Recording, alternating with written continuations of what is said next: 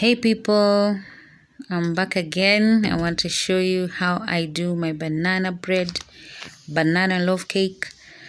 I had a few bananas there that had gone overripen. Yes. So of course I didn't want to throw them away. I wanted to use them so that they don't, less wastage.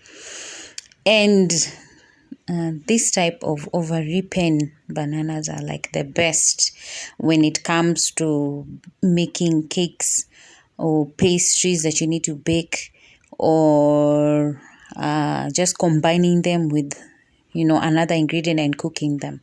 They are the sweetest. You can also use them in smoothies. Yes, they are awesome. Pancakes, they are awesome when they are like overripe.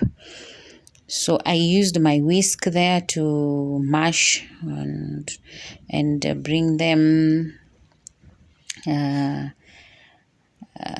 just to mash the bananas. I didn't want to go take a fork. You can use a fork, but less dishes to wash here when I use the tool that I am using for baking. So there it is, already mashed. I have 200 grams of sugar there. I think the bananas were three or four. I think they were four. Yes, four. Yeah, and then 200 grams of sugar, which I've mixed in. And then I realized that I didn't have enough cooking oil because banana bread asks for cooking oil. So I ended up using plus margarine, which was about 1 cup of it. That's 240 ml.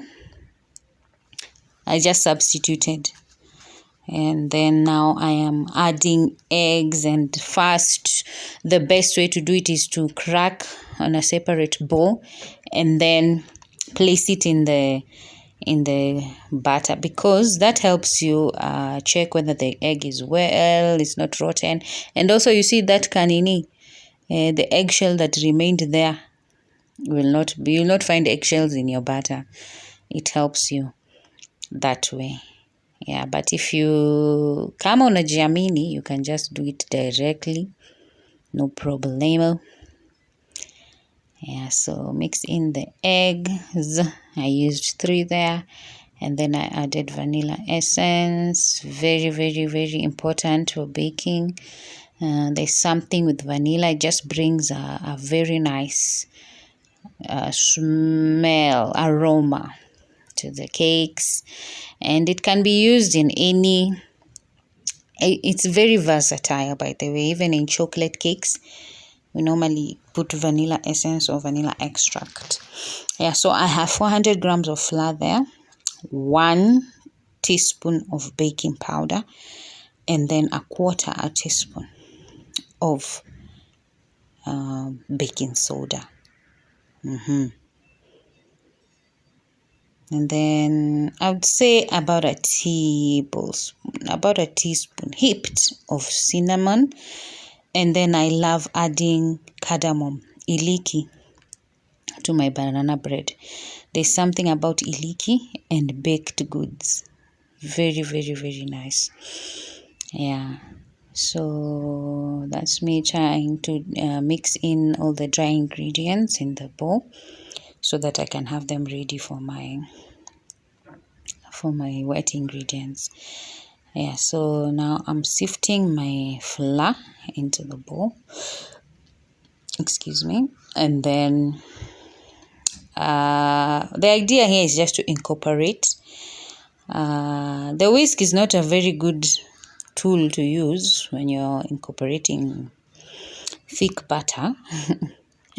So I just remembered that I can't use that. So that's why I went to my rubber spatula. Yes, you can use a wooden spoon if you don't have this, and it becomes easier because you're folding in the flour. Yeah, you want to fold in gently but quickly, so that you're not over mixing. You're not over mixing. So I left some of the flour in there for the sake of the tin, which you will see at the end there. So I'm folding it in, making sure that everything is mixed in, and once it comes together, you actually stop. You actually don't need to overdo.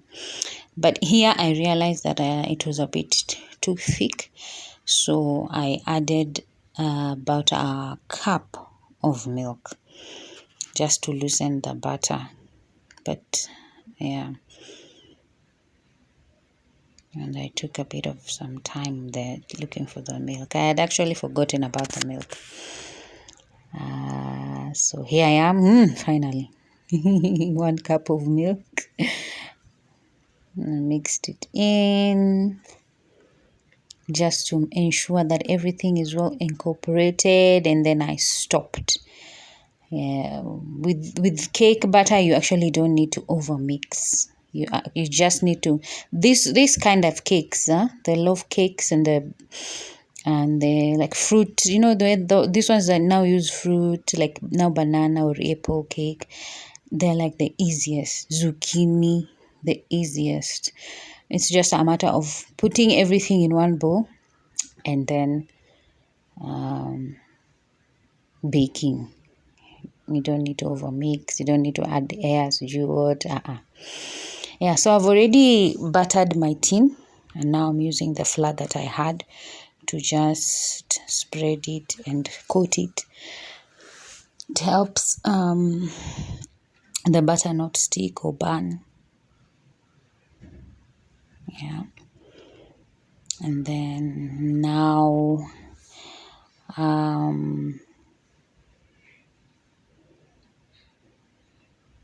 after that, now I can put in my butter and then put it in the oven. I had actually made another cake there at the end.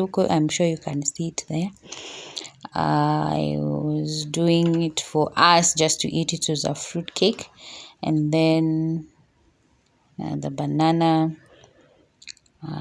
loaf cake as well, because I had visitors that evening. I wanted guys to have cake and tea. So I was trying my best to make sure that I am not interfering with the light, because it was a bit dark. There you go. Yeah, so that was it. Make sure that you remove everything from the bowl. Put it in the tin and not on the worktop, just like I did there. And then spread your mixture in the butter in the tin well. One thing that I noticed I didn't do was to tap the tin. Tapping the tin just helps unlock any trapped air bubbles in there. Yeah, I forgot to do that. Okay, I'm sorry. I'll show you in another video. Yeah, so those are the cakes now ready to go into the oven. So here I'll just show you how they turned out. And here they are. A few cracks here and there because I didn't tap them, but they turned out really well. So I baked them for around 55 minutes in a 180 oven. Thank you for watching. Like, subscribe, share.